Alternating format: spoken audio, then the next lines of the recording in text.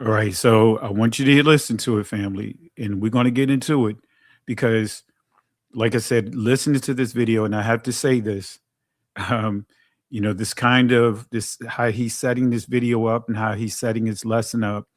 This gives the fire and brimstone. I'm not sure if you guys familiar with the term fire and brimstone teaching, right? Approach.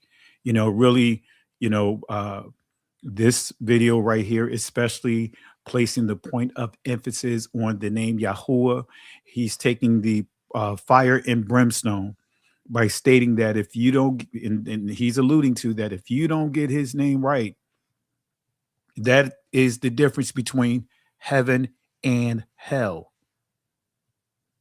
All right.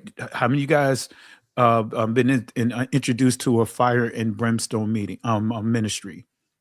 Right. Matter of fact, some of you guys that probably grew up in the 70s, in the 80s, and actually I'll say 60s, 50s, and all that. You guys, know and been introduced.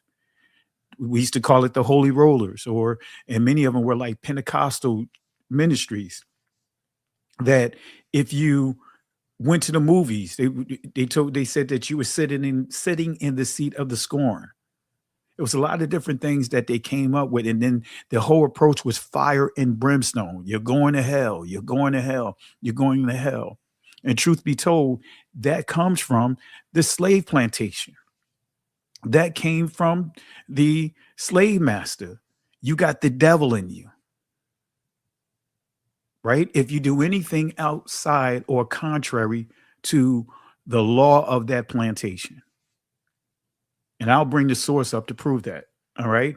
Shout outs to you, Berean Scholar and Sister Carol. I want to say peace and blessings to you guys as we build tonight. I know this is a short moment notice type lesson here. So I appreciate you guys being on.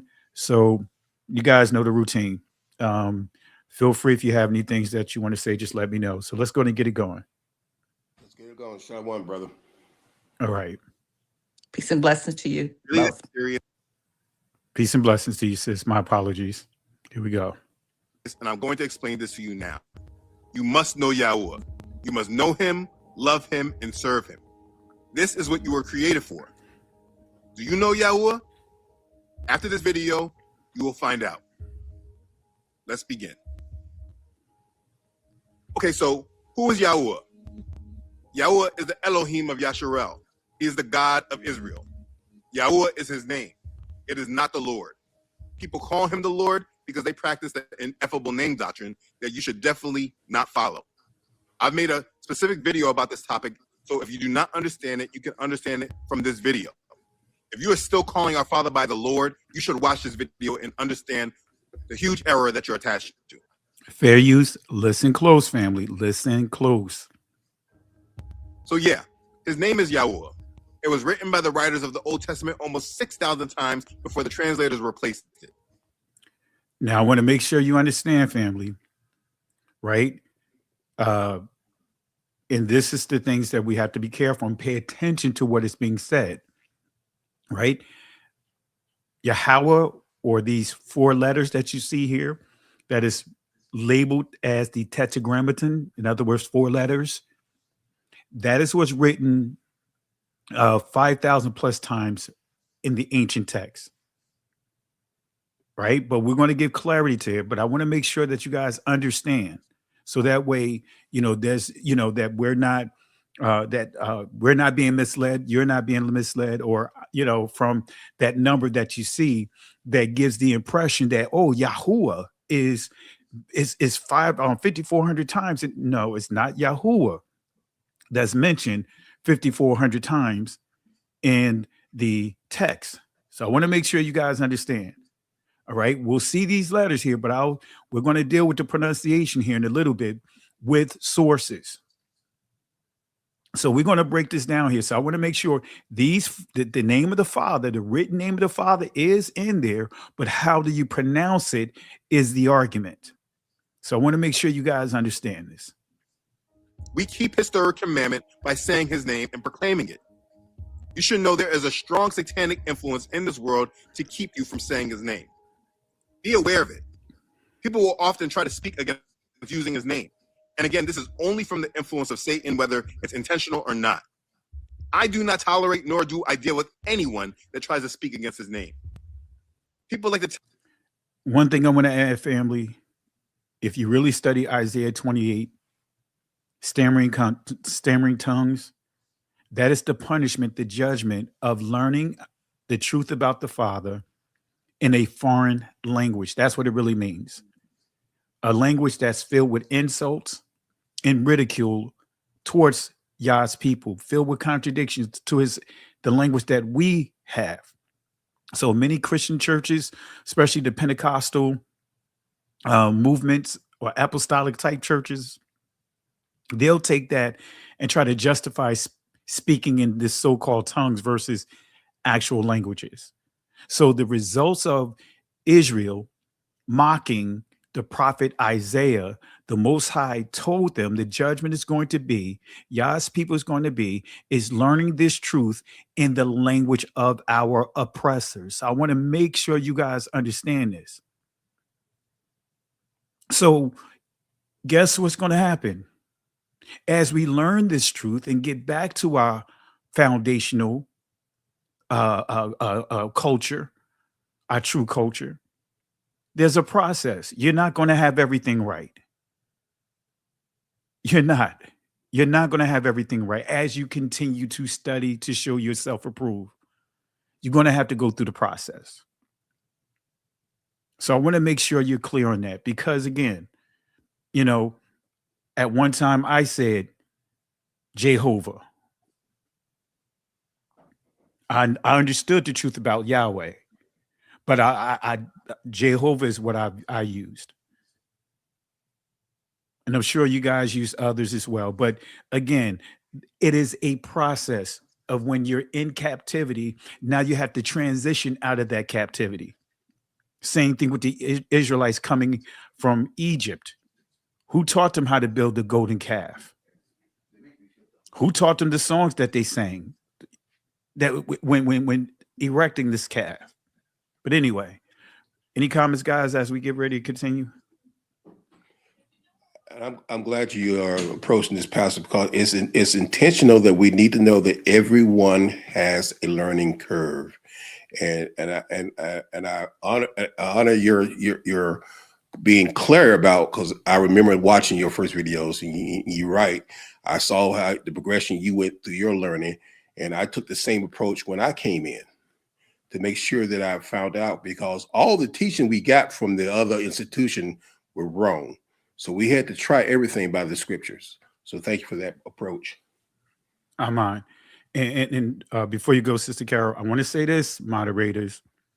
Anyone that's posting and trying to tell us what the name is, especially if they say Yahawah, remove it. We're not going to have those trolls inside the chat. All right? Be respectful of this platform.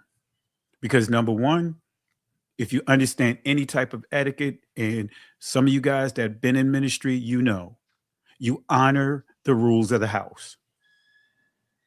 Now, So I want to lay that foundation right there. So let's stop the foolishness. None of these vowels were used. Period. I appreciate it, sis. All right, family, let's continue because I'm gonna play a little bit more, and then I'm gonna put my presentation up.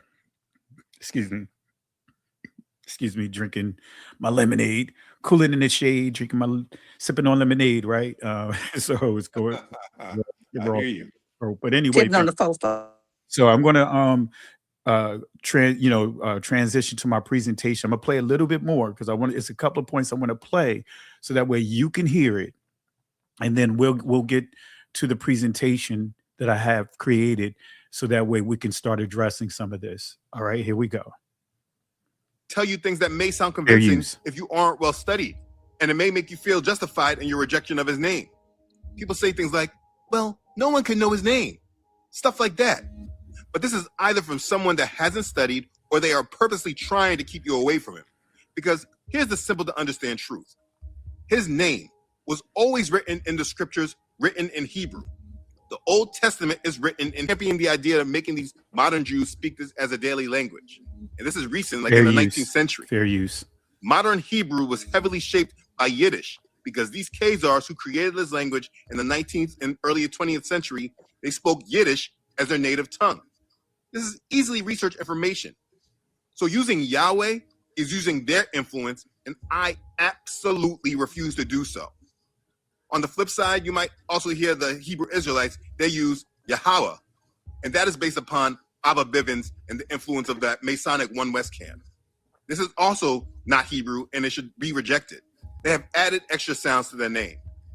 I'm gonna make sure you guys, we're gonna give clarity on that, because he said that they have made extra sounds to the name, even though it's only one vowel that's being used with the consonants.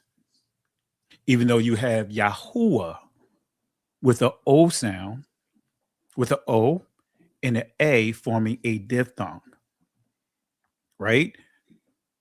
So we're going to give clarity on that, but I want to make sure you grab hold of that. So he's saying that Yahawah is at the influence of Abba Bivens, and he said the Masonic camps.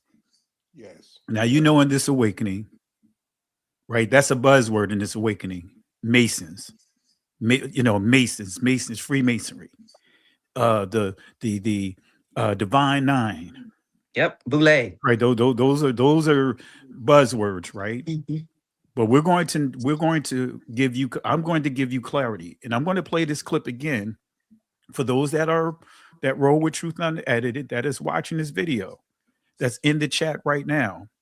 I want to make sure you listen to this again about the O sound, the O vowel. Here's a chart that summarizes vowel class and length. And you can see across the top the three classes, A, E, and U. Fair use. And then down the side, the four Furtado. lengths, long, medium, short, and very short. So let's just go over this chart. We'll start with the A class vowels. The long vowel is cholam vav, and you'll recall that this says O as in snow. Now you might wonder why an O vowel is in the A class, and this is because of historical considerations. Originally there was no O sound in Hebrew. Everything that is a cholam vav used to be a long A. If you know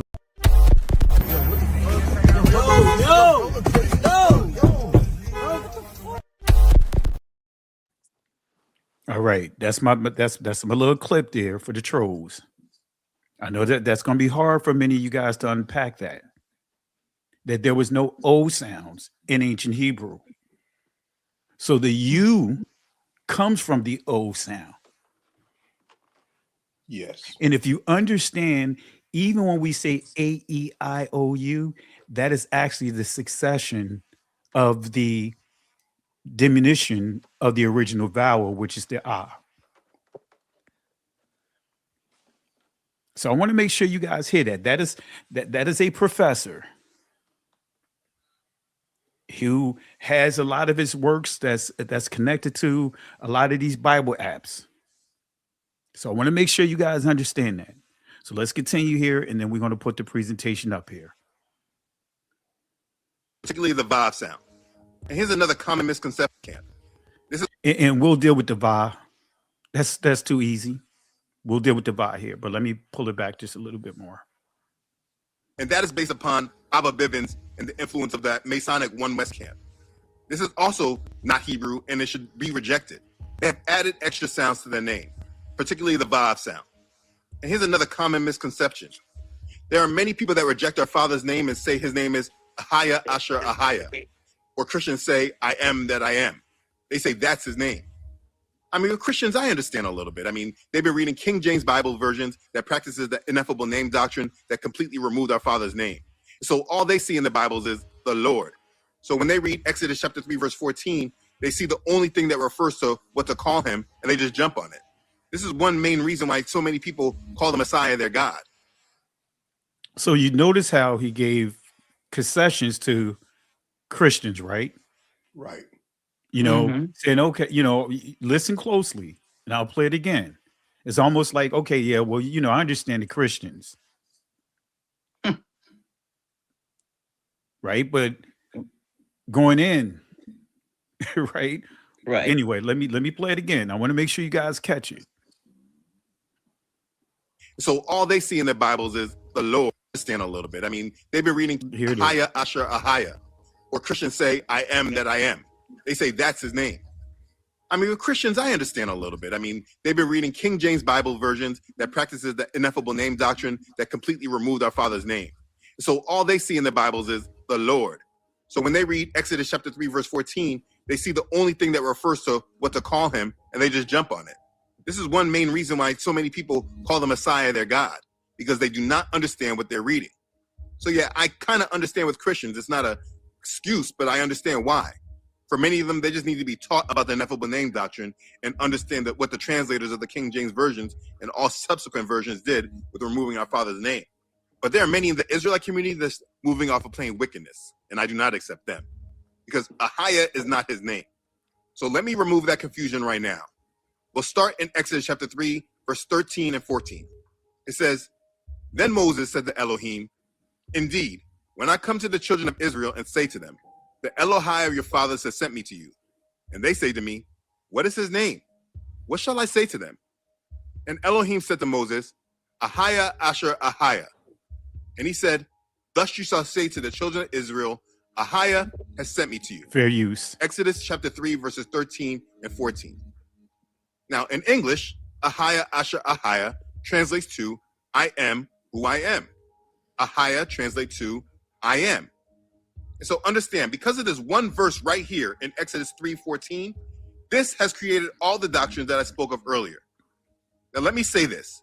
If our Father, if he just stopped talking, if he stopped explaining himself, if after you read this, the rest of what is written in the Torah, it confirmed this, then this would be undeniable. But I am very tired of people isolating scriptures and then teaching from it. They literally just stop reading on just so they can create their own doctrines. It's very irritating. Because understand, this is how false doctrine is created. Someone takes the verse and covers up what was written before it and what was written after it, just so they can make a claim. And because people don't study on their own, and because it just sounds good, and they see it written like that right there, they just declare that as truth. What people... All right, let me just stop right here. Let me get to this point right here.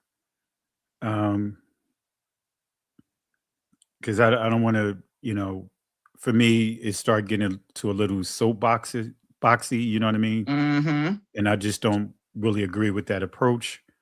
That's exactly the point.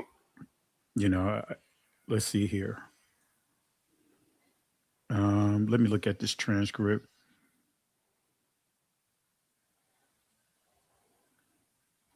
Because I'm trying to get to the section of the video when he justified using God, and all throughout he says God, the God of Israel, and all of that.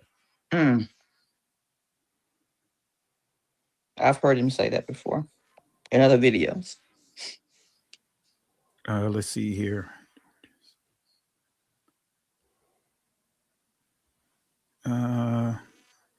If not, I got the quote anyway. All right, we're just going to transition because I don't want to play any more of the video.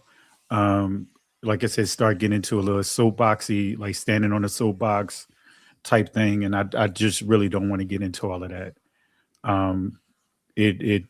For me, it shifts my mood when I hear that type of approach. Right. Especially when I hear the information that's being stated along with that. So family, let me go ahead and remove this here. And you know, you gotta watch your sugar level. Exactly, right. Got my sugar going up. For those that don't know, that's the old school. My grandmother, you know, that generation was, instead of saying blood pressure, a lot of times they say sugar. Mm-hmm. Am I pressure? Am I pressure? Mm-hmm. My grandma's always just say sugar. She like, got my sugar going up. Mm-hmm. All right. Let me know if you guys can see this. See my screen here. Let me make sure it's displayed. Can you guys see my screen? Yes. All right. All right, family. We had a lot to unpack here. and we're not going to do it all tonight, but I just want to address and show you some of the contradictions in his statement here. And again, for me, I take a different approach, and my approach is similar to what the disciples took, and even what Christ took.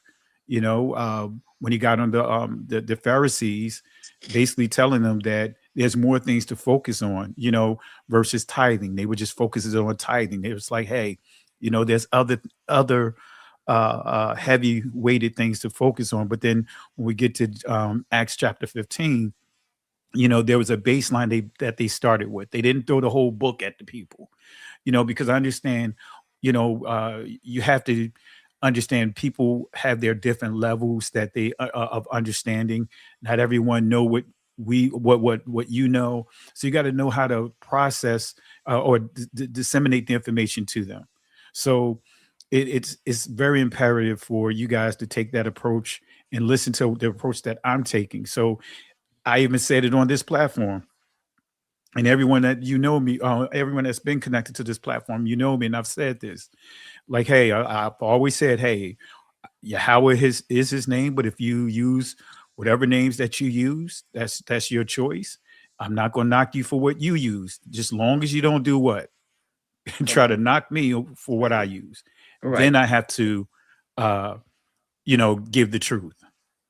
All right. So let's go ahead and get into it, family. Let's get into it. All right.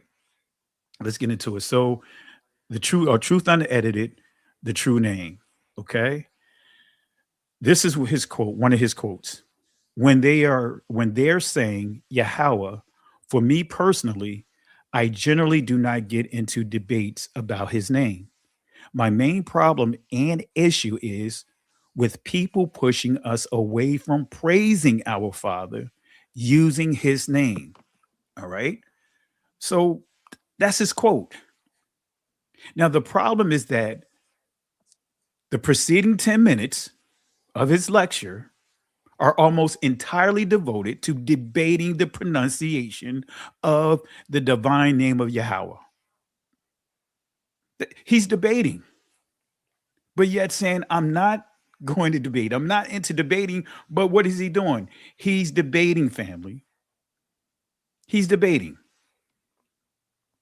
I generally do not get into debates. Yet throughout his lectures, he debates Yahweh, Yahawah, Ahia, Yeshua, Yeshushua, Jesus, Lord, Jehovah, and the ineffable name doctrine. You heard it with your own ears. In fact, this is one of the primary themes of the presentation. So his statement doesn't match what he actually spends time doing in his lecture. He goes on to say again, I'll highlight another point here. He says here, my main problem and issue is with people pushing us away from praising our Father using his name.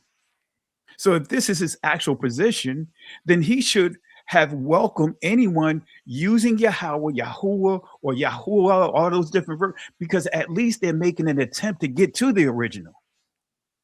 That shows growth. Because at one time we were just using what? Generic names like God and Lord. Am I missing something, guys? No, No, you're you're right. not. You're right. You guys heard me say this before. At least there is a progression. At least you're making an attempt to get to the original. Even if you went from saying Jesus to Yeshua, even if you went from saying God to saying just the short form of saying Yah, even if you went from saying just the short form of Yah to Yahawah or Yahuwah or Yahweh, at least there's a progression going that's taking place there. There's growth.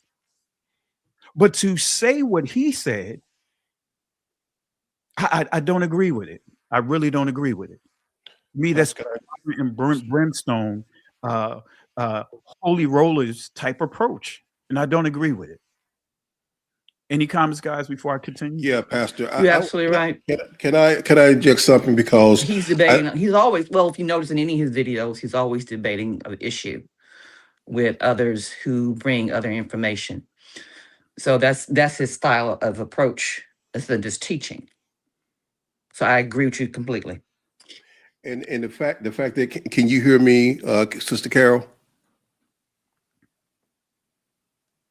I don't think she can hear me. Can you hear me, Okay. Pastor? Yeah, I can hear you. It's just Carol. I don't think Brother Berean, you can hear Berean Scholar. No, I Uh, can't hear him at all. Okay. yeah. Nick, let me do this. Let me refresh right quick. All right. What Brother Berean what I'm Scholar. glad you are doing, Pastor, you're taking the same approach that Paul took in Acts in 17 when he was confronted the Athens, the men at Athens. He didn't come in and condemn them for all the statutes they had. He used that as approach to preach to them about the Most High, so they can first hear his message and learn the truth. Absolutely. And what did he say? We have like passion. Exactly. See, that's the part that stood out for me in that whole situation with Paul and Barnabas, right? Paul said to these people that didn't follow the Most High and they were elevating him. He said, we have like passion. In other words, even though they may not have been following the truth, but guess what? They were just as passionate for where they were. That's right. He So acknowledged now them. it's like if Paul is like, if I could take that passion and get you on this truth, man, you're going to do so much more. And think about it. Paul was in that same position. Paul had a passion and acquired taste to persecute his own people. But once he came to the other side of the Jordan, he took that same fire that he had going against to what? Defending. And that's the main reason why the Most High chose him to do the ministry he had, because he knew how it was to be passionate, but to be wrong. Exactly. So, with that being said, family, we want to continue. So, instead, he spends considerable amount of time condemning nearly every alternative pronunciation. Because last point I want to make too. See, I can get with that thing that many was teaching that, hey, if you didn't say the Most High's name, you're going to hell. What happened to our grandmothers, our grandfathers, our grandmothers? What happened to those that didn't have the opportunity to even learn? So you telling me they're going to hell? Even though Yahawah means he exists, but yet they're singing songs, I know he lives. Hmm. Isn't that the proper transliteration of the Father's name? Ahaya is a declaration saying, tell them I exist. But he goes further and say, tell them Yahawah. And you'll see that in Exodus chapter 15, I believe verse 3 through 5. Yahawah is a man of war. Yahawah is his name. But anyway, family, this is why it's hard for us to make progress. Because of when we take that hardline approach, now guess what? Now you could turn off more people than you can, as far as bringing them in and then teaching them the proper way. But anyway, he spends considerable amount of time condemning nearly every what he perceived to be an alternative pronunciation. Right here, actually, you don't even look at it as an alternative pronunciation. This is his quote. Now, for clarity, I use the English word God here just to make the point clear and make sure it's understood. He says that. So he's going to condemn not saying saying Yahuwah, and he's going to call out using the word Lord, but he makes concessions for himself. Am I missing something, guys? No, you're right. And like I said, and I was just minding the chat this time because some people still don't understand the reason why you're doing this. It's the pronouncing of the truth, because what was said has nothing to do with truth unedited, but the truth Right. has to be put out there. Exactly. And another thing, he does not have to contact him to discuss this. He put a Exactly. video out. We are discussing the video and correcting information from what he taught in the video, because our people go to that channel too, like myself, because I've listened to some of his videos, for correction and clarification. That's it. So let me say this too. And again, this is not bashing anyone, but I have no obligation to go to anyone. Technically, I don't know who Truth Unedited is. He don't know who I am. He's not consulting any of the camps prior to him referring to them as he referred to them, did he? Exactly. Did he go to any of the churches? Did he go? And He I'm not didn't saying come he to you. didn't. And now he didn't come to you. So my point that I'm making is, please don't get selective. Now, Thank if I you. was bashing a pastor, if I was calling out a Christian pastor, none of you would say, did you go to that pastor? Correct. I can guarantee, did any of you guys, when I showed my videos on the pastors and teaching, did have any one of you guys ask the same question? Did you go to that pastor? So let's reel it in, family. But anyway, I want to get through this because I want to be up too late because I do got to work in the morning. But nevertheless, family, this is for clarity. This is not throwing any personal shots at Truth Unedited. Again, I commend him for all the work that he's done. He's been putting in a lot of work, as I stated. But this is a doctrinal thing. And I'm going to address doctrine. If you don't like it, you can unsubscribe. You don't even have to watch the video. Just close out your browser. But anyway, family, but look at here. He says here, and if you have the video up, it's actually at the 29-minute mark, 29-minute, 53-second mark. He says, now for clarity, I use the English word God here just to make the point clear and make sure it's understood. All right, so that's a contradiction. He condemns Lord, but he freely uses the word God. He argues that replacing the divine name with Lord is taking the name in vain. Yet throughout his lecture, throughout his video, he says things like, who is the God of Israel?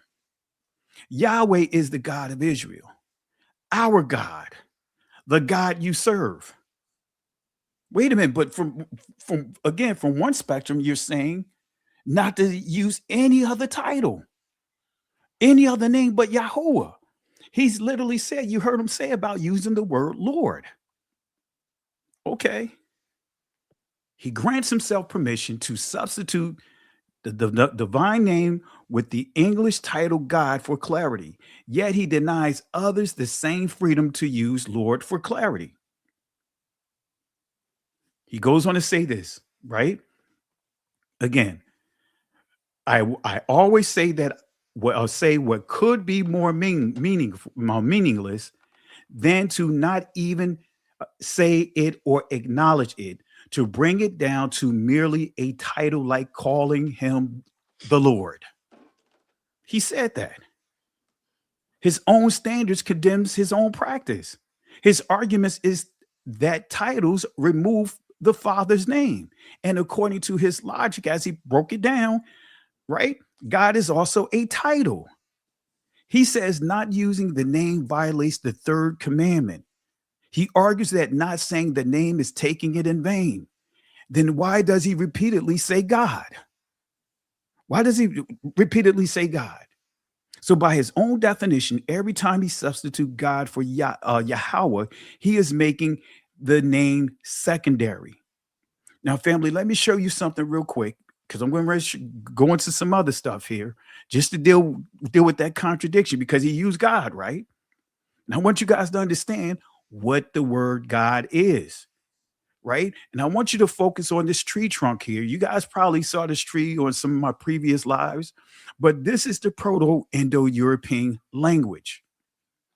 The trunk that I really want you to hone in on is the Balto-Slavo-Germanic trunk, right? You see the Proto-Germanic, and then it breaks into two groups here: the Northern Germanics, the Western Germanics, right? English is Western Germanics, right? And understand Germanic or German, that is what synonymous to Ashkenaz. Okay, so you have English, Frisian, High German, Low German, Dutch, Flemish, right? And then you have Northern Germanic, which you see Scandinavian. You see Danish, Swedish, Iceland, Norwegian. So, oh, and here I overlook Gothic, but I want you guys to make sure this is all part of the Proto-Indo-European language. So now we have to start with who is God? Because I got some things I'm going to break down real quick. Not necessarily just dealing with God, but we're gonna go back to that Bivens here in a second. But who is God? Who is God? This is the etymology dictionary definition of the word God, right? Supreme being, deity, the Christian God, right? That's that's the initial entry to this. But when you go deeper into this, look at here. It says High German Gott with two T's. That's important to understand. Okay. So God is the singular and Gotter is the plural. Let me say that again. God is the Germanic singular.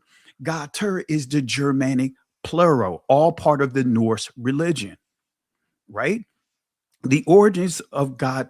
I'm not going to say it the way, that I have on the screen just for the sake of, those that may be watching, kids and all that. But I want to make sure I'm not disrespecting anyone, but anyway, let's move forward. But Götterdämmerung, real quick here. Götterdämmerung, completely overthrow, twilight of the gods. So Götterdämmerung, right, is a place, right, where dead deities go to, right? And you have the word God, so Götter, those are mortal deities that die. Damarong is the place they go to, and Ragnarok is what kind of like the apocalypse for their deities, right? So you see here, it translates Old Norse Ragnarok, the doom or destruction of the gods, the last day, world's end. A better translation is Götterdämmerung. And when we look at Götterdämmerung, right, it says going into the shadow of the gods, often erroneously called twilight of the gods, the tectonic doomsday, when all the gods would be destroyed.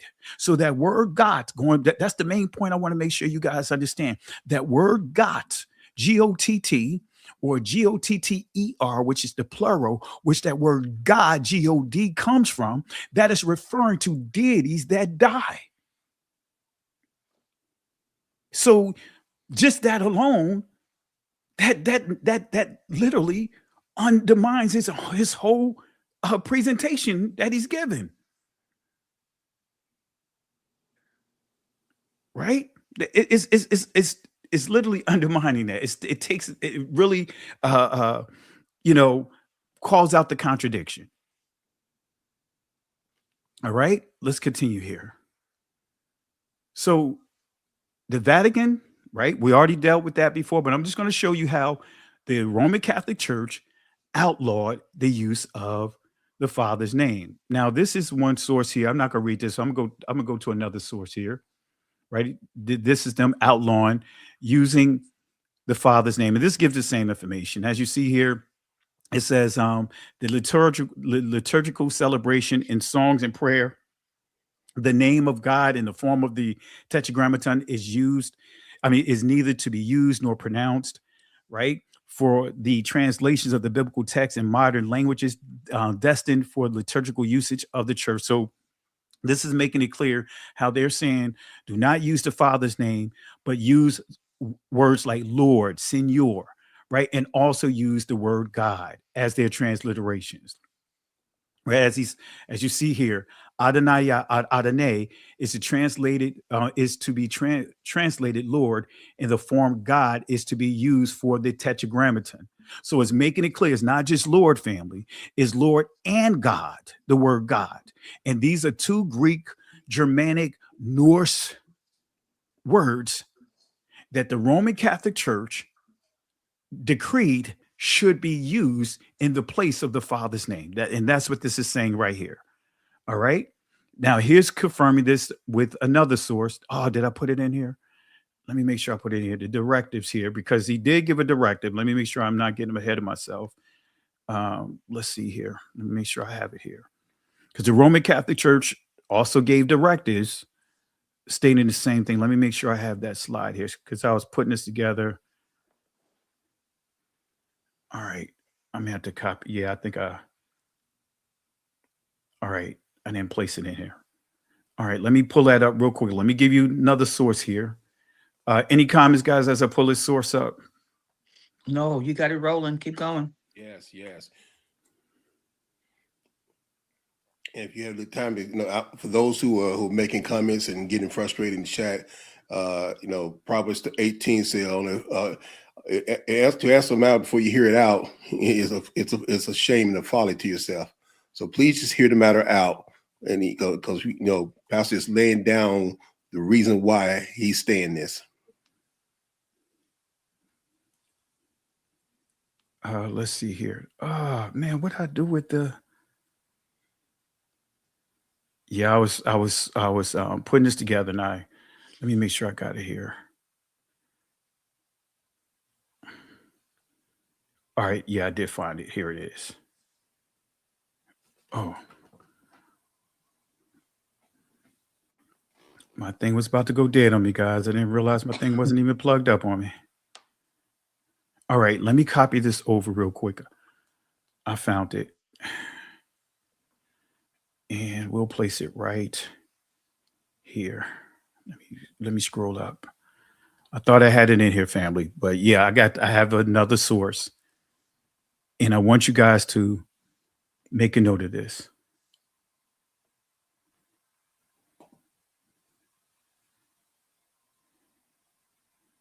No, that's not the right one. That's still the same one. Actually, you know what? No, that is the right one. I'm looking at a different one. That is the directed one. I thought this was a different one. All right, my apologies, guys. I was looking at it wrong. Let me make sure.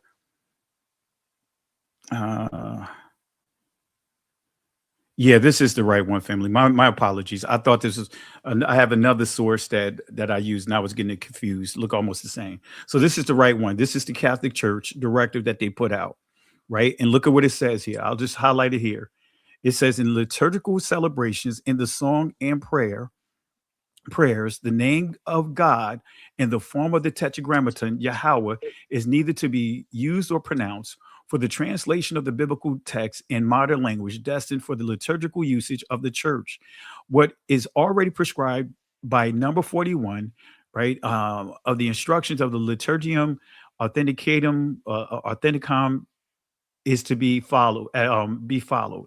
And then it makes it clear to use Lord, Senor, give you some different pronunciations of it. But then it goes on to say here, in translating in the liturgical context, text in which are present one after the other, either the Hebrew term Adonai or the Tetragrammaton Yahawah, right? Well, I'm saying Yahawah because that's how it's pronounced, or Adonai, is to be translated Lord and the form God. So they're making it clear either to use what? Lord or God. Let me zoom it in. That's what I'm reading right there. All right. So I'll say this again. For those that want to be, I'm going to call you hypocrites. When someone that you favor is getting critiqued, one of their part on something about their work or something that they said or something is getting critiqued, and all of a sudden, can't we all get along? All of a sudden, you start coming into this, taking this divisive approach. But as long as the individual or me or whoever are bashing or not bashing, but going in on the Christian church, you're crickets. So this is not about Truth Unedited personally or anything like that. I am addressing this particular presentation that I do not agree. Because for me, it not only insults me and insults pretty much the entire community. Why? Because to me, it's creating division. That if you don't say Yahuwah, then guess what? You're going to hell. And that's basically what he was saying inside his presentation. That's stirring up more than saying, hey, look, guys, I understand you saying Yahuwah, you're saying this, you're saying that. We all still trying to get it right. Anyway, that's the issue that I have with what he said, what he stated. And I'm not going to change my stance on it, my position on it. All right. Go ahead, Marine Scholar. And to land back on what you said, that's I used to use this analogy in ministry. That's the snake venom being passed on, but the snake get corrected. I've been in a situation before where somebody said something that was hurtful to the ministry. That person is found out and corrected, but the people who heard what he said goes on and pass on the wrong thing he did. Now the snake had repented and got corrected, but the venom he passed on still goes. So that's why you have to correct things that are harmful to the body when it's done in a public way. Absolutely. Right. Absolutely. And I want to say this too. He uses the Sefer Bible, which is why he's using Yahuwah and Yahusha for the Messiah's name, the Father's name, which to all be purposes is a Yiddish written book by Germans, by the people who call themselves Jews. So anybody who's reading that book and you reading those names, that's what you're under their language. You're under their modern Hebrew language, which is what he talked about in his video that you shouldn't be listening to, but that's what he's speaking. Well, and let me just say this real quick too, family. I don't rock with the Sefer Bible because this guy that I'm going to show you here, who created that Bible, let me show you the clip right here. I play this clip all the time. This guy right here. Hitler was, and the Nazis, of course, expanded on Margaret Sanger's approach to eugenics, right? Eugenics was a movement that was born in the United States under hard doctrines of racism with the intent of eliminating the tribe of Judah in the African-American community in this country, right? To eliminate them. I said this a number of times. His Bible was written to target our community. A money grab. That's what I believe. But you know what? Go to his channel. Do your research, because now he refers to himself as Judah. He calls himself Judah. He and his entire group refers to themselves as Judah. That's right. In the Sefer Bible was put together, with no type of I would say how can I put it? There was no groups, there was no council, there was none of that. It was basically, let's throw everything together. As far as let's put the KJV pronunciation, Bible there, and let's put Yahawah there, put some Hebrew, Hebrew. I'm not even gonna say Hebrew, Israeli transliterations, and let's put the Hebrew Strongs. Let's put the Apocrypha. All the Apocrypha, not just the Apocrypha, but let's put the Book of Enoch's in there. Everything that they know that our people's going to gravitate to is in that book. The Book of Enoch in there, not even vetted. Correct. So, but anyway, we'll deal with that another time. But we want to keep it moving here, family, because like I said, I really don't know much about Truth Unedited. I'm not. So this is new for me about the Sefer Bible, as far as the origin of where he is. But for me right now, we're just gonna focus on where he is right now. You know what I mean? But I just wanted to just share with the people that same guy that many of our brothers and sisters that made rich off of that Sefer Bible, he calls himself Judah now. All right. So we already proved what the Catholic Church did here. The Catholic Church replaces Yahawah with forms such as Adonai, right? And then also Lord, in other words, Dominus, right? And he also the word God, Gater. Okay. So Exodus 23, verse 13. Let me go to a commandment here that all of us should pay attention to. And in all things that I have said unto you, be circumspect, and make no mention of the name of other deities. As you see in the Hebrew, you'll see Alahayam. Neither let it be heard, Shema'ah, out of thy mouth, Payah. But the key is mention. Now, let me play let me show you the NIV version of it. Now, I'm not an NIV person because of getting into the manuscripts and all that. I'm not going to get into all that right now, but for the sake of here, I want you to see this key word here, invoke. Be careful to do everything I have said to you. Do not invoke the names of other deities. Do not let them be heard on your lips, right? So this command is twofold. Israel must not substitute or invoke pagan deity names. Israel must keep Yahweh's covenant this distinct and exclusive.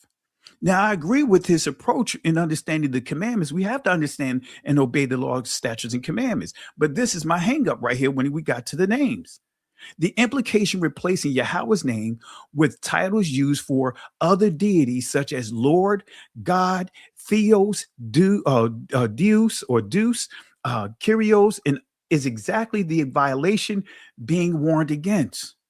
Because the Father has a name. His name is Yahawah.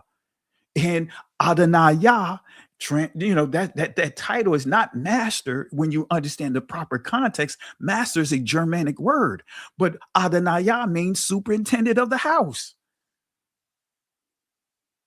All right, but anyway, Yahushua gave a stern warning to those who have changed and continue to modify any of the letters of the Hebrew alphabets. But nevertheless, I'm not going to get into that because that's a whole other teaching in itself. I encourage you guys, the book is going to be coming out soon, and I break all of this down. So what is the name gospel, right? I'm going to bring all of this out real quick, right? Gospel, good spell, right?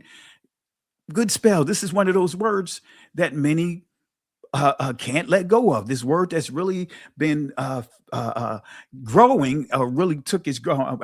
I would say the growth from this word started in the late, I would say the early mid 90s, turn of the millennium. You see this word gospel being used because I grew up. We never said gospel. We said good news.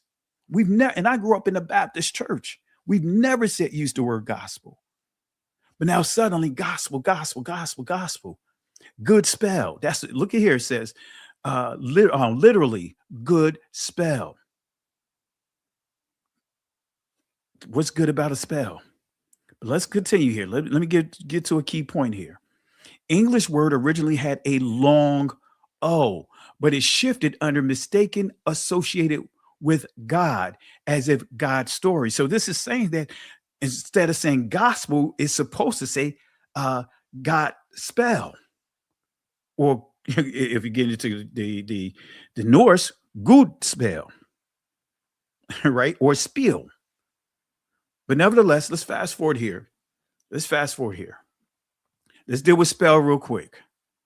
Story, saying, tale, history, narrative, fable, discourse, command, report, discourse, tale, fable, myth, right? But here's the key. Set of words with supposed magical or occultic or occult powers, incantation, charm. So make a note of that, family. This word spell, because this is one of the things that many are battling with, even in this awakening, still using the term gospel, right? And they would say spell, spiel, story. No, in the culture of the Norse, this word spell referred to charms, casting magic spells, good spells and bad spells. Remember, no matter how old this etymology dictionary or whatever dictionaries you have that's supposed to be based upon the English language, the culture predates that. The Norse culture predates any dictionary that the Catholic Church put together. All right, but look at this right here. The term spell is generally used for magical procedures which cause harm or force people to do something. Okay, but let's get into a key point here. I want to fast forward here just for the sake of time. I wanted to bring your attention to bragi. In Norse tradition is literally the god of poetry. Bragi, right? Braggadocious, right? Let's learn a little bit more about bragi real quick. Is bragi simply the god of stories in the Norse tradition, right? God, because bragi is a deity, a mortal deity of spells. So to properly answer this question, it starts with the Norse goddess Idun, right? The Norse goddess Idun. Idun she's called the Norse god is called the renewing one. In her western garden, she grew the apples of immortality. Right when you start understanding the apples, man, there's so many layers to it, as far as apples and satanic worships, Wicca, and all these different satanic belief systems. But nevertheless, let's go to continue. When her apples were stolen, the gods began to wither and grow old like mortals. Remember, we said the deities, the Norse deities, Gater or Gots, they were what? Mortal deities. So they're saying here, when her apples were stolen, the Gots, Gaters, began to wither and grow old like mortals. Idun's name, possibly of a feminine forerunner of Odin, could have been derived from Greece mountain shrine Ida, sacred to Rhea, or her alter ego Hera. All right, but let's continue here. Her consort Bragi became the greatest bards because she engraved the magic runes on his tongue, right? And Berean Scholar did a video on this, dealing with the runes, different symbols on his tongue. Makes me think about the Black Panther. Yep. Remember, they have runes on their lip, the inside of their lip. So again, she engraved the magic runes on his tongue. Magic runes. What are magic runes? I'm just going to show a quick source here real quick, and we're going to, just to further give you some clarity here, to show you that there's nothing good about good spells. It still points to witchcraft, charms, and all of that, regardless of how we try to make it into something else today. The origins of that word is what it is: spells, spell casting, whether it's good spells or bad spells. So runic magic, according to the sagas, runic inscriptions held magical powers. With the aid of inscriptions, you could predict the future, protect a person against misfortune, imbue objects with different qualities, or you could write down conjurations, curses, and spells. These against the commandments, right? Most runic inscriptions that have been found, however, contain more down-to-earth messages, right? But it goes on to say here in the sagas, we hear how runes and magical words were used in relation to health. And eagle scholar, I'm not going to butcher this here. This person's saga, the scald eagle uses runes to cure a young girl who has been enchanted by false runes. So you had good runes and bad runes. You had true runes and fake runes, right? True or false. Eagle carved new runes, places them under her pillow, and as a result, the girl is healed. The moral of the story is that runes and words can be dangerous in the wrong hands. So, but the point is, all of this is part of what? Spell casting. So the word Gater, which now is in the scriptures, as far as in the Bibles that we use, God, all stems from this. And the Roman Catholic Church, what? They put out a directive. They put out their own laws. They put out what? Their edicts, their papal, to say, hey, you're going to use these words. And these titles is going to replace the name. All right. Let's see here. So, all right. I'm not going to go much deeper with Bragi, but Bragi, he's also, he's referred to as I pointed out here, a wizard. So he's a wizard, right? Wizard, witches, right? And Deuteronomy 18 talks about witches. All right. But anyway, any comments, guys, before I continue here? I'm just fast forwarding to get to a key point here. I was going to go through all of this, but I don't want to get to all. I'm going to respond to the chat. I'm going to respond to the chat because things have been said.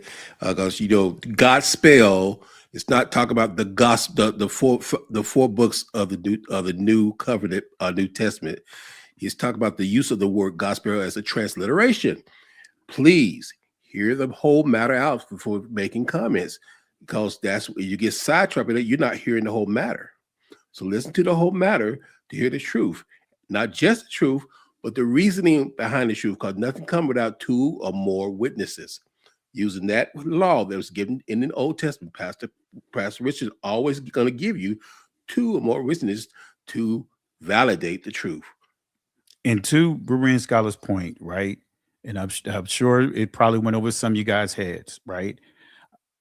Bashar, right? That's the Hebrew word that transliterates to good tidings or good story, right? But that word good stories or good tidings have been changed now to what? Gospel. Now, I'm not saying that Matthew, Mark, Luke, John, and their testimonies that's invalidated. No, that's not what I'm saying. But I'm saying here, as I stated a number of times, words have meaning. There's a reason why the Roman Catholic Church pushed the word God versus the Father's name. And I just shared with you guys that. So when we say God spell, even that in itself, should raise questions. God spell versus good stories or good or glad tidings. So again, this, we're not discrediting the renewed covenant. I'm just focusing on the title that Truth Unedited he used, right? He used God. He shut down the word Lord, but he still used God. And I'm sharing with you guys the corruption of that title God and the association with it. Goes all the way to who? The Norse. And it refers to, and I didn't put it all in here for the sake of time, but that word God means it's connected to what? Summoning dead things. Literally, that word God in the Catholic Church acknowledges that. The word God is associated with summoning dead things, and that's all based off the Norse religion. So how did that get into the scriptures? How did that become something that's acceptable? It's called syncretism. I'm not going to go into the breakdown of it. Look up the word syncretism. That's what the Roman Catholic Church used to help grow their religion. Syncretism. Right? Everything goes. Mesh different cultures to still get their message out there.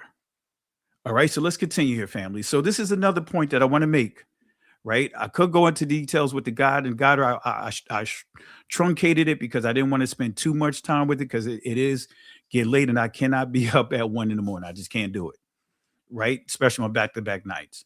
But I want to go to another quote here. Go back to this quote here.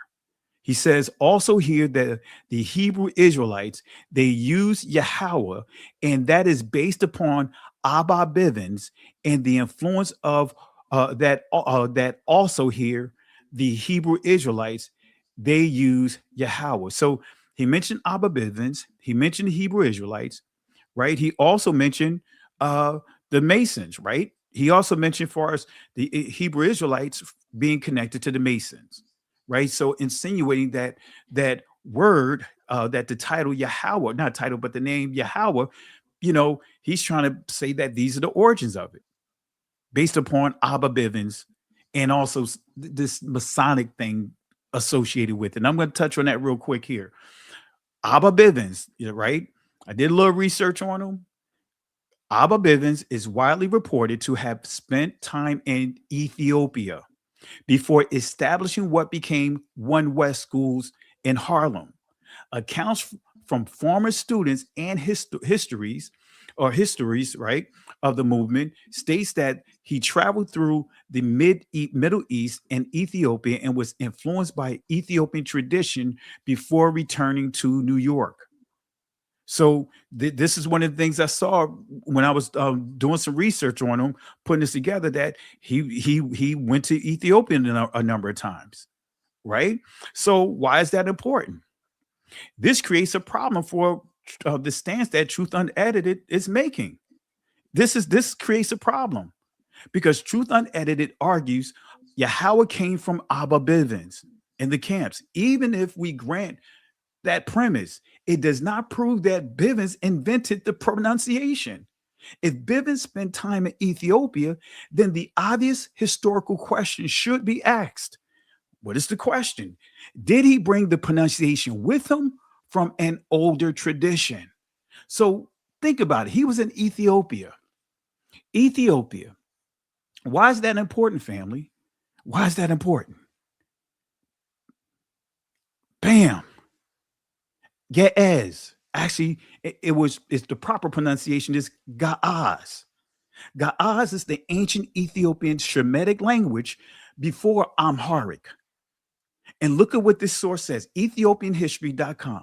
Before the 4th century, Ga'az, even though you see Ge'ez here or Ge'ez, had not made use of vowels, but the usage of vowels was incorporated into Ge'ez when the Ashkemites converted to Christianity, which occurred sometime in the 4th century, right?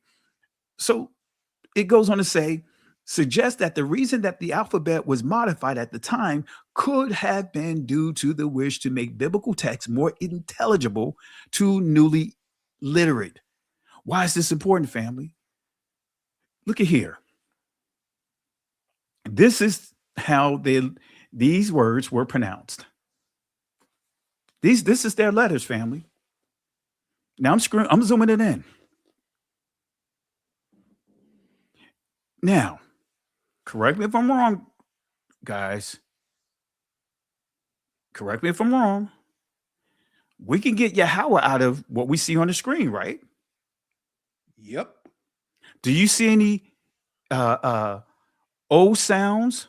Do you see any U sounds? And this is the language of Ge'ez, the Ethiopian Bible. Somebody said in chapter they read. This is the original language that he went and studied. So we're dealing with Abba Bivens, right? That's what Truth Unedited made reference to. You do your research. Abba Bivens made trips to Ethiopia. This didn't come from Freemason, right, Pastor? Nah, and I'm going to show you the connection when we deal with Freemasonry. We're going to deal with Freemasonry in a second here, family. Going back to that word God. So look at what we see here. A, ba, ga, da, za, ta'a, ya, ka, la, ma, sa, sa'a, ka'a, ra, wa, za, ha, na, sa, ta, fa. You can see Yahawah here if you wanted to use the letters of different sequences. I didn't go that far with it, but Yahawah.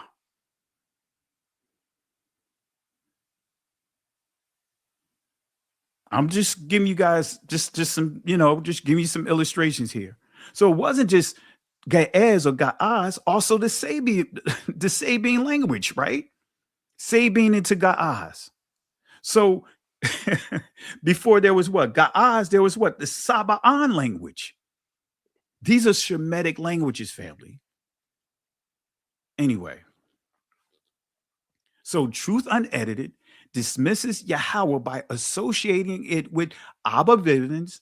Yet, if Abba Bivens' pronunciation was influenced by Ethiopians or related to ancient Shemitic traditions, then the lecture that he gave has an obligation to examine those traditions linguistically before rejecting them altogether. And that's the issue that I had with this particular teaching.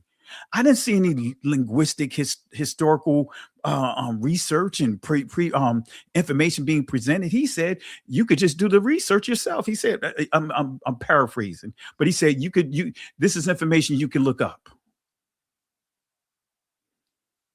No, you don't leave it to the viewers. You get the information and you present it to them. Correct. Thank you.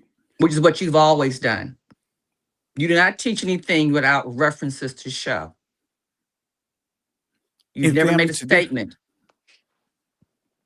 And to Sister Carol's and Berean Scholar's point, whether you agree with me or disagree, you cannot say we don't show sources. Correct. Not one source, not two sources. Several. But I didn't see any sources. It's giving you what? An opinion. Because if you don't see sources, it's opinions. So simply tracing a pronunciation to a modern teacher does not invalidate it, especially when that teacher is claimed to have been influenced by an older linguistic tradition. So by failing to investigate the underlying lying traditions, right, Truth Unedited commits a major fallacy, judging the pronunciation by its alleged source rather than by its linguistic merits, family. Correct. So let me go to another point here, right? Research, right? It's all about presenting sources. This is part of his quote, and that is based upon Abba Bivens and the influence of the Masonic One West camp. This also not Hebrew, and it said it should be rejected. But he used the word Masonic. Family, if you got truth, if you know you firm and standing firmly on the truth, you don't have to bring others down. You just give your truth. Exactly. That's And keep it based moving. off the sources that you have. We don't have to bring down anyone over here at We Woke Now. We just give the truth. We give it to you, disseminate it to you, and then what? We put it on you to make the final verdict. And can I add for those who in the chat who are confused about the title of this message? The title is just a quote from what came off the video. Exactly. The reason why I said you Truth Unedited, you all are going to hell, is because that's the approach that he took for anyone that's not saying Yahawah. You're going to hell. You know what I'm saying? And to me, that ties into that fire and brimstone teaches, not to mock him. I'm not saying he's going to hell, but he made it clear that, it's demonic. Demonic forces got us saying anything but Yahawah. And did he one not more, say that? right. Yet still, Pastor, that's still a great title, and it's what the Messiah, Yahawah, taught the disciples how to fish for men. People saw the title, came on, instead of listening, hearing the whole matter out, and finding truth, they want to argue with the title. Oh, Exactly. yeah. And I blocked people before the presentation even started. You didn't even start the live, and I was blocking people in the chat. Now, let me ask you something. What did you say? I missed it because I was monitoring the chat. What did you say about Freemasonry and fraternity and sororities? What did you? I missed all of that. What did you We're say? going to get to that in a second. I said I was going to get to a key point about Freemasonry because he Okay. says here, based off That's this what I quote thought. here, he says that Abba Bivens and the influence of that Masonic One West camp. So he says the Abba Bivens, the Masonic One West camps, basically said this is where the word Yahawah comes from. Okay. He said this is also not Hebrew and it should be rejected. Okay. Because someone just flipped out in the middle of the chat because it stated that can y'all be transparent and declare if you're Masons or in a fraternity or sorority? Never mind if I get blocked, I'll know. Look, you know what? Block Yeah. him.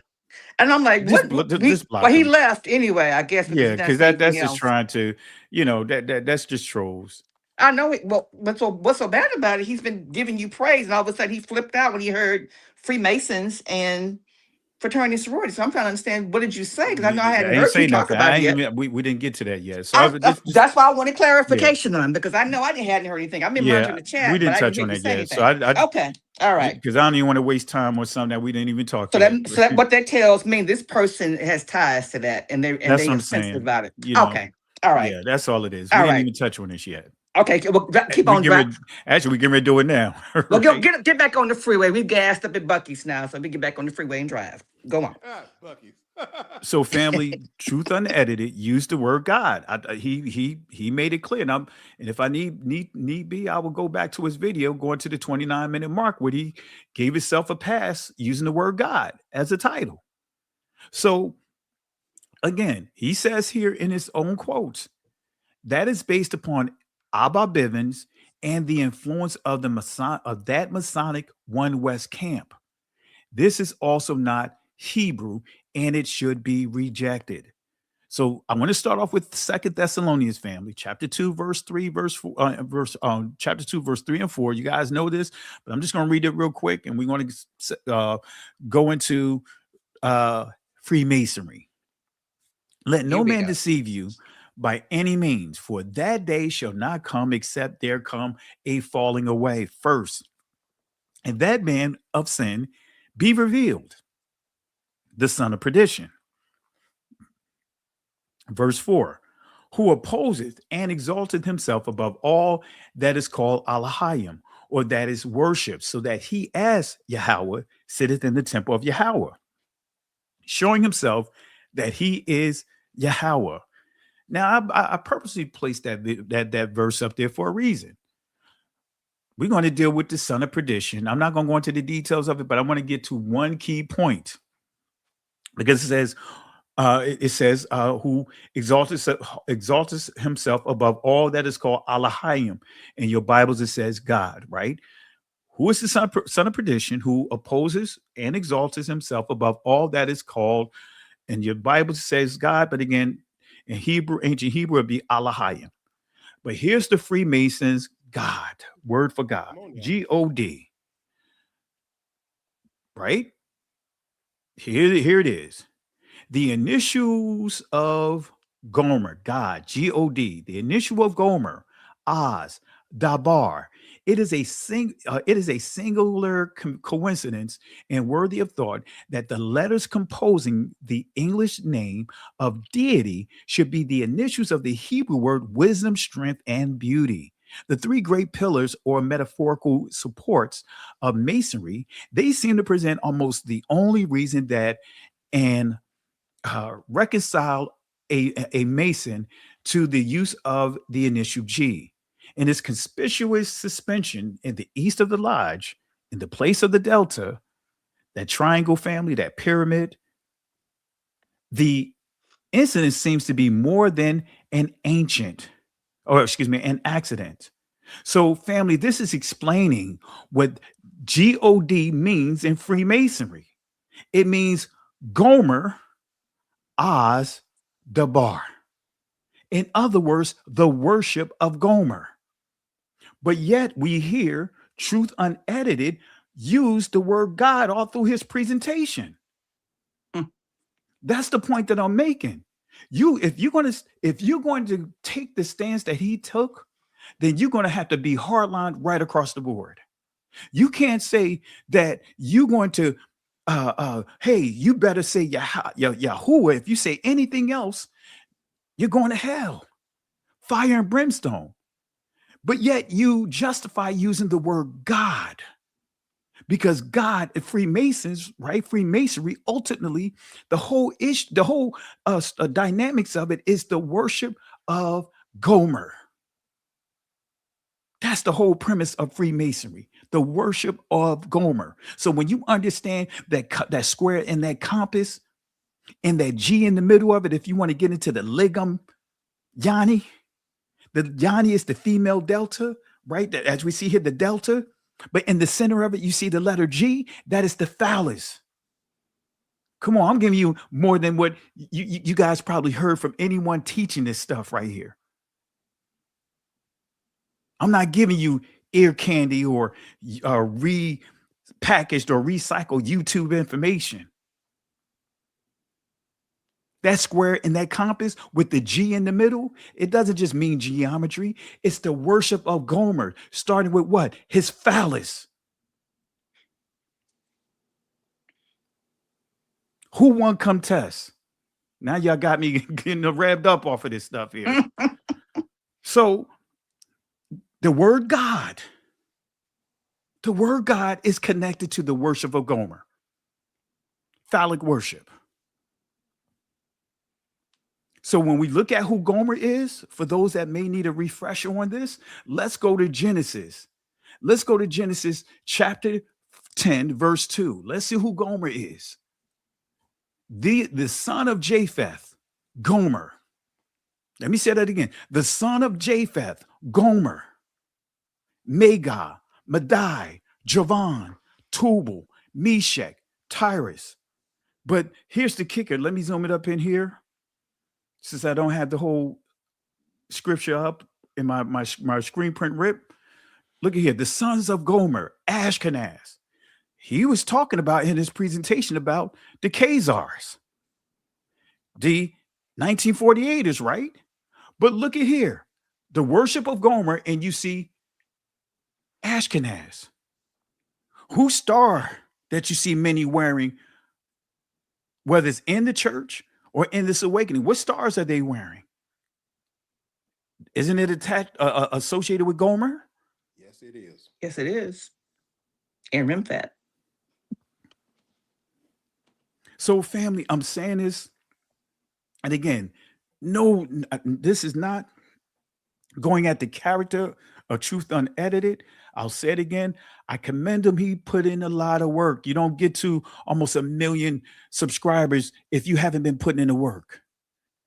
This right here, I disagree with, because the lesson that he did will cause more problems than good. To me, it's more division based off of that. Because guess what? Some of those people will be coming over here saying, hey, but this person said Yahawah.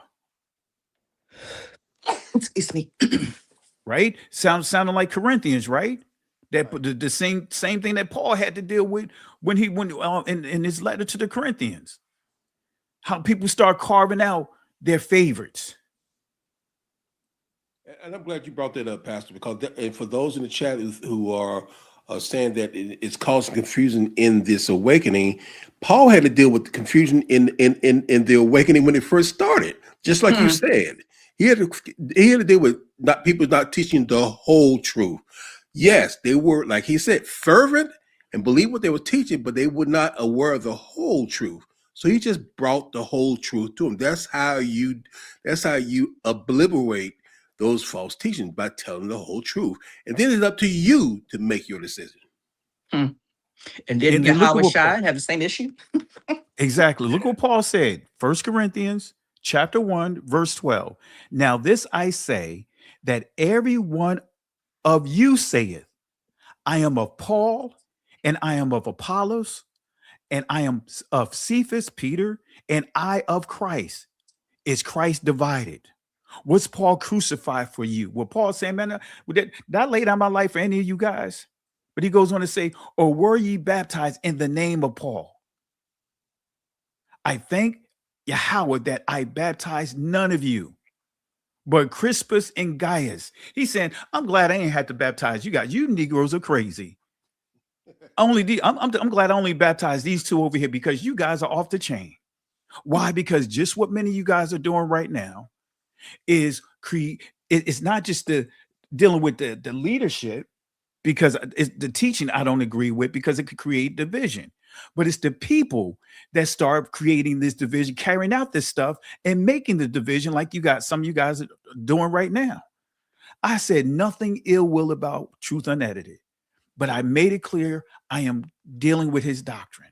I'm dealing with what I just heard that didn't sit well with me. Why? Because I say Yahawah. I'm not part of no camp. I'm not part of, I don't even know anything about Abba Bivens and all that other stuff. So it can bear false witness on those who's not even connected to any of those things. And then we have to deal with those arguments. Hey, I was just watching this here. Hey, he said this. What about you? What you going to do about that now, Hammer? So again, trolls going to be trolls, because every time I have to address something like that false prophetess, Celestial, proved that she was a false prophet. What happened? Same behavior. Why? Because she has a huge following. Right. But if I was talking about Juanita Bynum, crickets. If I was talking about Martha Menezes, any one of those guys, crickets. That's what Paul was dealing with right here. The same issue. The same exact issue. Look it up. Look it up, family. And he had to address it. And that's what we're doing here. We are addressing this here. No ill wills here. But guess what? I have to bring this out. At least for those that are here within the We Woke Now community. Because I know if it's going to seep in over here if I don't address it. Any comments, guys? I just want to thank you for doing it. Yeah, you nailed that one. because no other pastor would do this. That's part of being a watchman. That's right. And family, I could break down the name, but that'll take that's that's a whole nother lesson. And some of the lessons are already up on the channel.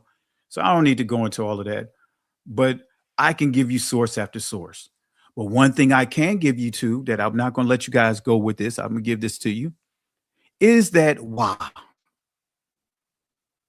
that is now being made into a vowel letter. Because the wah, even though now they pronounce it in va in the Israeli language, guess what? Was not pronounced as a U. It was not pronounced as a vowel letter. Not a single Shemitic language used the Y as a vowel letter, nor was it a Va. It was not called a U. It was not called a doubled U. None of that. That's all this modern stuff. So I can tell you emphatically, when you understand the why, it completely shuts down that usage of the name Yahawah. Why? Because there were the why was not a vowel letter. There was no vowel letters in ancient Hebrew. So look at here. The second, and this is coming from Edward Harowitz, How the Hebrew Language Grew, page 29 and 30, right? And I think I left the book upstairs. No, let me show you this, guys. Right. I know I am presentable, but tonight I just kind of turned my camera off. But let me show you this. So none of you guys could think that I'm just I'm just putting sources up. You see this here? This is what I'm referring to. All right, it's on my desk here. So I want to make sure you guys it's not just a PDF, just this is this source right here. All right. All right. So look at what it says here, and we'll use this as the final thought. That the second of the weak letters is Wa may surprise you, for it does not sound weak at all, and actually, it is not a weak sound. The answer is that the sound Wa rather, a long time ago wasn't Va at all, but Wa. And why is weak, as we try to say is weak, but it said it drops out it drops out of large numbers of English. All right, let me see here. The Yemenite Jews of Arabia, who retained an ancient correct and pure pronunciation of Hebrew, still pronounce the wa as with the wa sound, as does Arabic, the close sister language of Hebrew. So even in Arabic and some of the other languages, you don't have a v sound, you don't have a u sound, because the wa was pronounced as it was with a w. Now in ancient Hebrew, it would have been wa, not you, right? Because now you're getting into what is called the colon, right? The colon va makes the o sound. The sharuk makes the u sound. The kibbutz makes a ooh sound, right? But when you deal with that, that's getting into what? The 8th century pronunciations. That's getting into the descendants of Japheth pronunciations. So I'm going to say this with the issue that I had with Truth Unedited's teaching on this. You cannot just give what he came across as opinions. Why? Because I'm looking at where's he getting this argument from?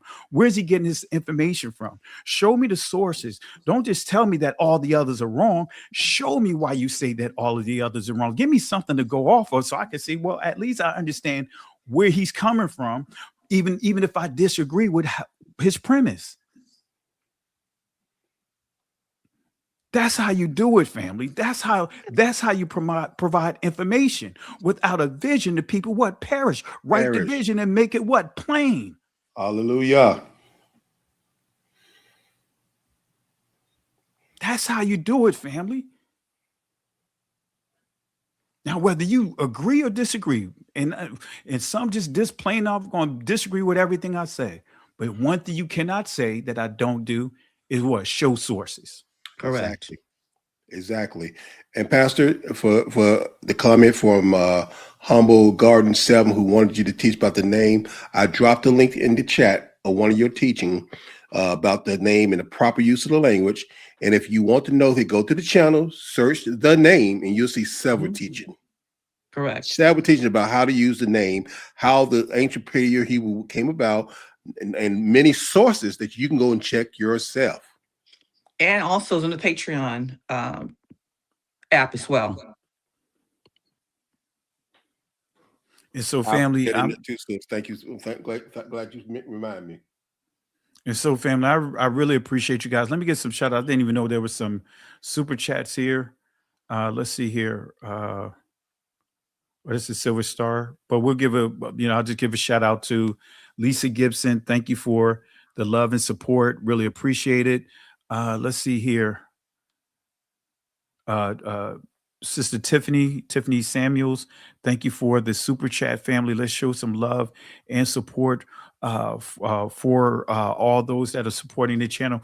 Family, we are family, right? And again, Truth Unedited and all those guys that are out there, I have no ill wills for them.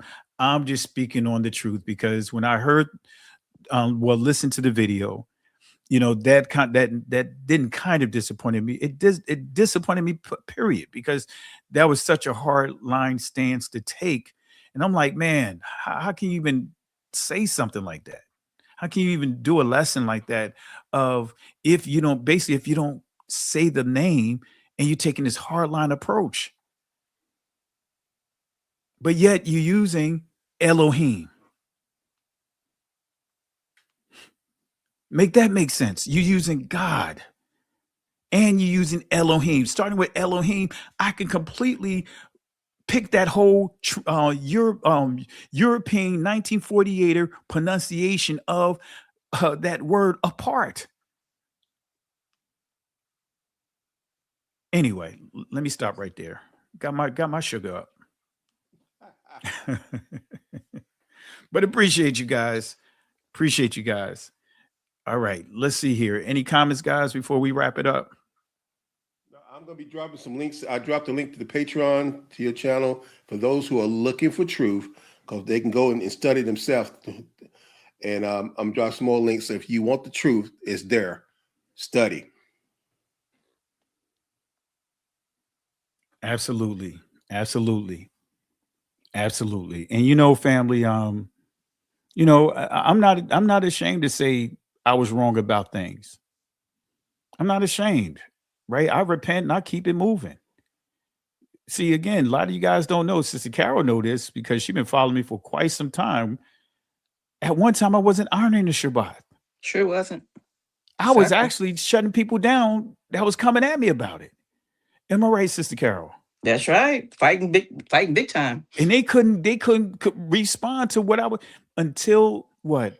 Me going over the Maccabees again, studying the Maccabees. And by that time, I had gone through the law, the first 5 books again, making my another round across that. And then I started honing in on Exodus chapter 31 and all. I was like, wait a minute. And then repented and shifted. We start honoring Shabbat. It was we phased into it. We was doing Shabbat and we was doing first of the month service. First of the week services. Remember that? We was doing dual services. You sure was. So where all the other service, functions within the ministry got sacrificed because we were doing a lot of stuff we would normally do on Saturday. We had to cancel it. In the end, the people voted unanimously. Feast of Dedication. Right after we did the Feast of Dedication, the following Shabbat, they said we don't want to do any more Sunday services. Correct. And I didn't even come. I didn't say, hey, we're gonna hold a vote. They said, Pastor, can we just vote? We don't want to. After experiencing Shabbat, we don't want to do Sunday worship anymore. And we've been out of that area for what? Over 8 years, I should say 8 to 9 years. Mm-hmm. Correct. Anyway, so we all have a starting point, family. There's nothing wrong with being wrong, even with the language. Guess what? It's not like I started this right off the back, I had it all wrapped up. No, wrapped tight, rather. I had to what? Grow. Anyway, shout outs to Howard Floyd. Thank you for the love and support. Family, let's show our brothers some love here. But with that being said, family, we getting ready to wrap this up. I'm gonna hand it over to you, Sister Carol, any final words, followed by you, Berean Scholar. Just stay out of places that does not line up with the word, period. I'm reading someone that's made a comment about ancient Hebrew was unknown, and that anything that we can use to understand the language has been altered by. No, ancient Hebrew was very much so known. It's up to us to go find it. It's there. It's been in our face the whole entire time. What they've done is not allow you to go back and find it, but it's there. Absolutely. You hit it right on the nail. And I put this up on the screen for that person and others that are trolling. I'm not saying that person is trolling, No. but Yahawah, look at what it says here, ancienthebrew.org. They even took this entry down off their site. But good thing I saved screen prints.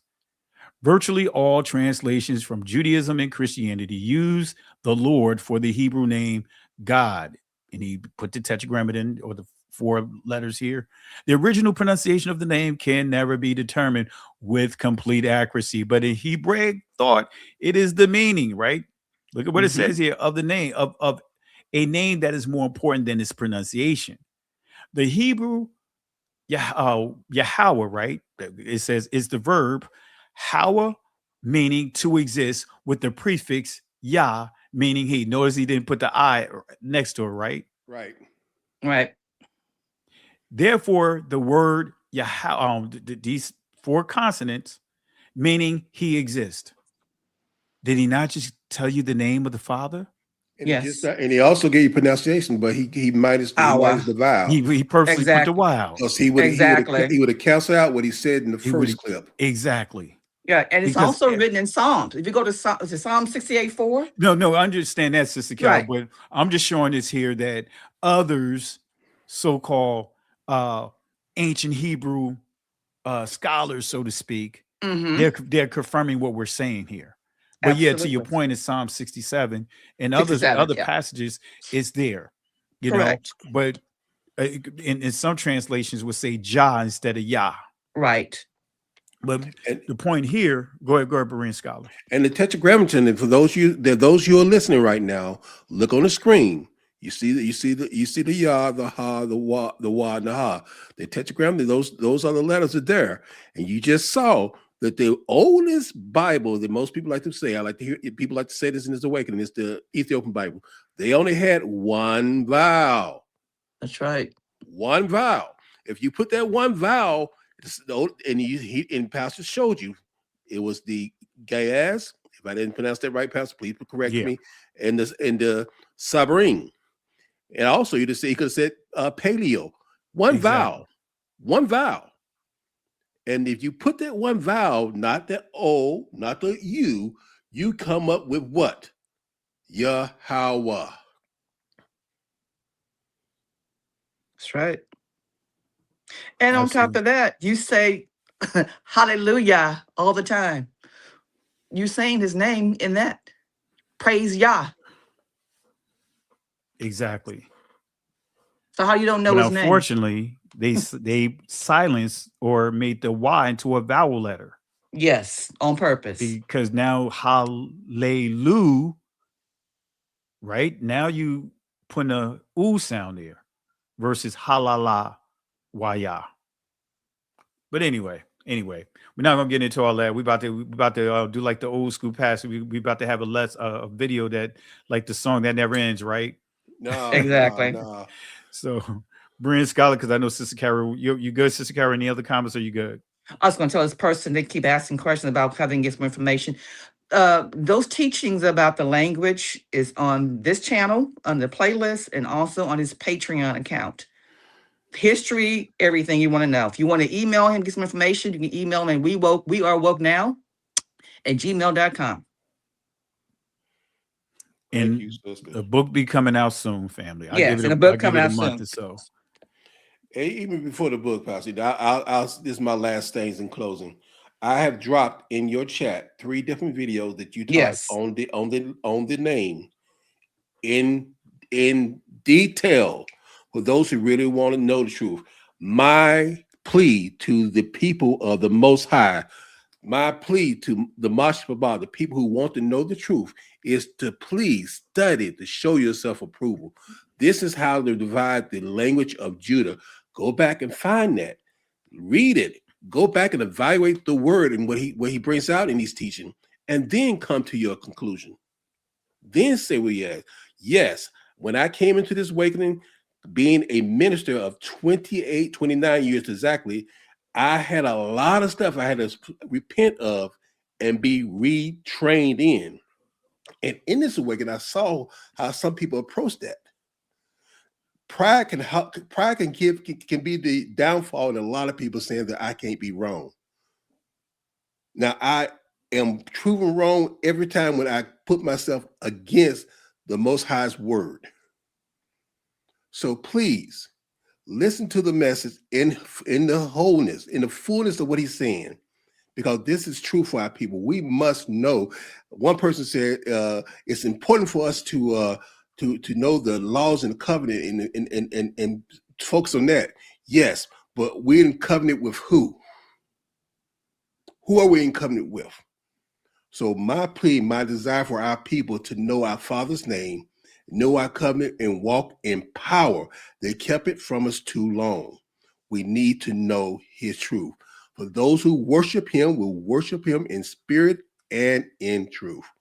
I now submit. I turn it over. Appreciate it, my brother. Appreciate it, my brother. Well, family, we're going to wrap it up here in the words of Moses, or actually Yahawah that he gave to Moses. Exodus chapter 14, verse 13 and 14. Fear ye not, stand still, see the salvation of Yahawah. These Egyptians that you see here today will not have power over you ever again. The Most High will fight for you. But here's the kicker, family. We must hold our peace. The Hebrew word that's in the text for that transliterates to the word peace in that text is charash, which means be quiet. Can't go back, can't stay here. Keep moving forward. Shalom. There is something special about you, Judah. There is something special about you, Israel, or Yashara'al. When I say Judah, Yahawah. That is the ancient pronunciation of the word. There is something special about you, Judah. Yahawah only spoke to you, to us, as a nation. And he spoke to no other nation. That's why we are supposed to be what? That light. We're Yah's chosen people that's separated. We're supposed to be the nation that's teaching the nations, not the nations teaching us. Lion of Judah come upon the earth, bringing unquenchable fire. All the tribes of Israel and the believers stand in power. Speak with authority, worship uncontrollably. There's something about you, Judah. Fire upon the kingdom of darkness. We may suffer for a little while, but joy cometh in the morning. Judah special, no wonder we were a chosen vessel. In and out of captivity, weaving like a pretzel. Messiah come through the tribe, clean out the bloodline. We disciples, so put us up on the front line. Face to face with crime, cause we ain't scared to grind. When you connect the divine, we stay pressed for time. Evangelize, keep the fine, put us in prison in. Worship first, but we always invite the spirit in. Hold revival through a pen, stacking souls in empty bins. Joy in the morning, this a warning, you will never win. Fire upon the head of the serpent, he next tail chirping.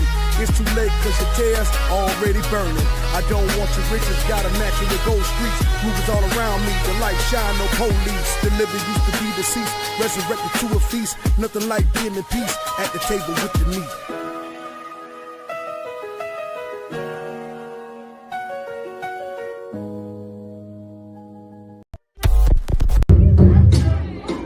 Listen, Genesis chapter 11 verse 10. explains the genealogy of Shem. Shem was a black man in Africa. If you repeat this back, Genesis 14 verse 13, Abraham steps on the scene. Being a descendant of Shem, which is a fact, means Abraham too was black. Abraham, born in the city of a black man, called Nimrod, grandson of Ham. Ham had 4 sons. One was named Canaan. Here, let me do some explaining. Abraham, Isaac was the... Jacob had 12 sons, for real, and these were the children of Israel. According to Genesis chapter 10, these were the children of Israel. According to Genesis chapter 10, these were the children of Israel.